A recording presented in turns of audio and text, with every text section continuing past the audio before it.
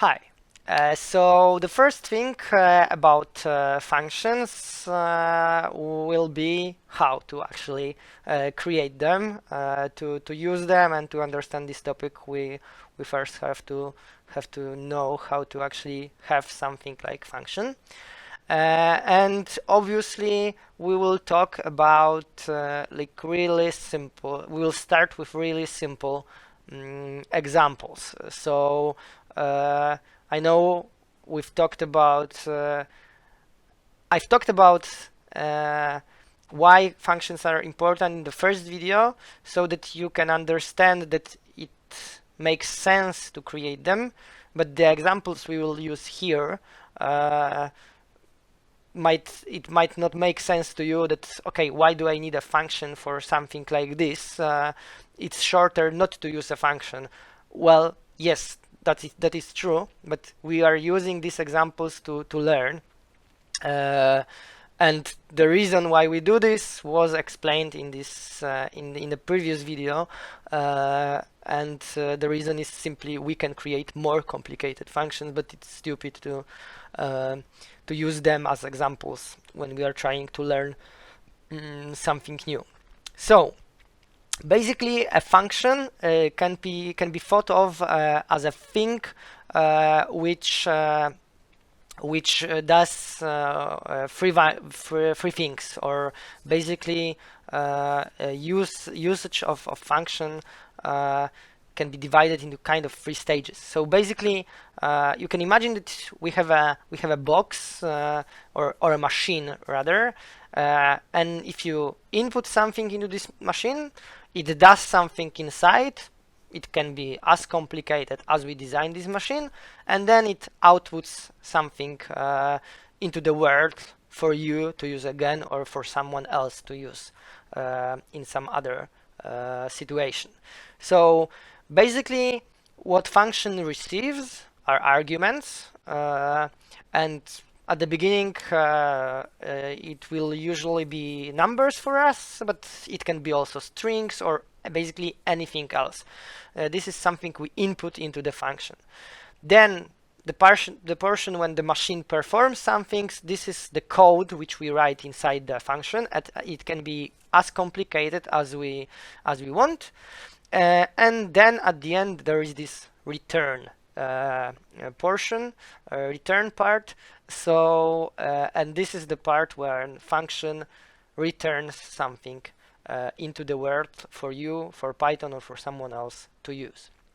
So let's look at the example. Here we are creating our first function. So the name for doing so is we are defining a function. So how do we define a function?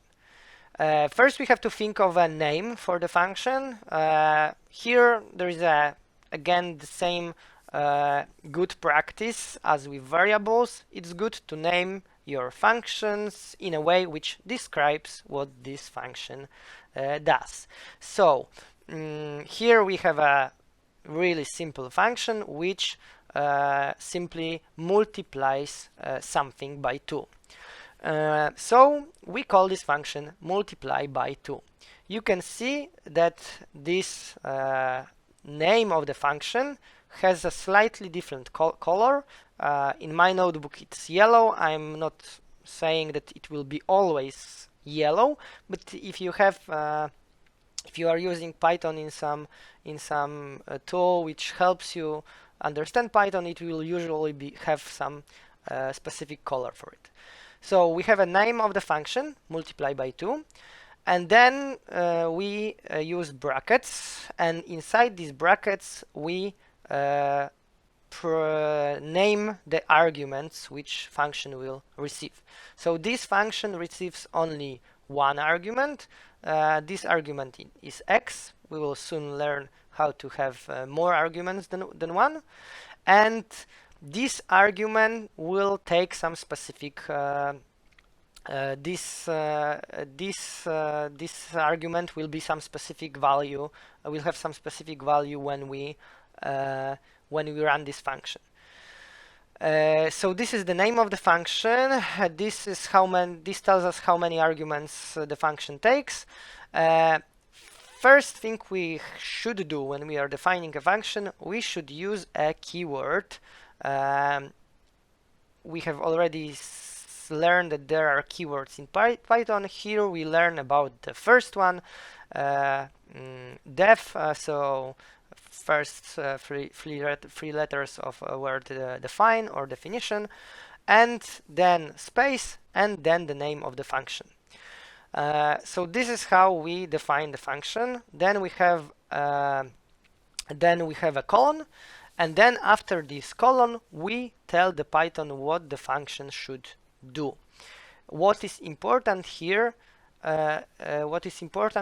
Is to indent all of the parts of the function which are like inside the function, so which we want the function to perform. Here this function is really simple, so basically it contains only one line of code. We actually want just this function to return. And what we want this function to return? Well, our argument multiplied by 2, because the idea was to define a function which multiplies something by 2. So let's run this code right now. Okay, this is the first time I run a cell in this notebook, so I had to confirm that I'm aware of the risks and I want to run it anyway. If when the code was executed, if the code was executed correctly, I can already use this function in my notebook. How do I use it? Well, now I don't have to use any of fancy keywords or something. I simply use the name of the function, and in the place of arguments I input the argument I want to use. And you can see that if I use an argument which is equal to 1, as a result I get 2, because 1 multiplied by 2 is 2. If I input 2, then I get 4. If I input 3, I get 6. So everything here is simply multiplied by 2. For instance, if I want to see what happens if I input, I don't know, minus 17, I should get as a result minus 34. So this is basically how the functions are created. We have def part, so we let Python know that we want to create a function. Then the name of the function. Then in brackets arguments. So far we have seen one argument function, but we will see more complicated ones soon. Then colon. So we already know what is the name of the function, how many arguments it takes, and then code inside. Here it's just line 1 of code, and at the end of the function we specify what the function should return.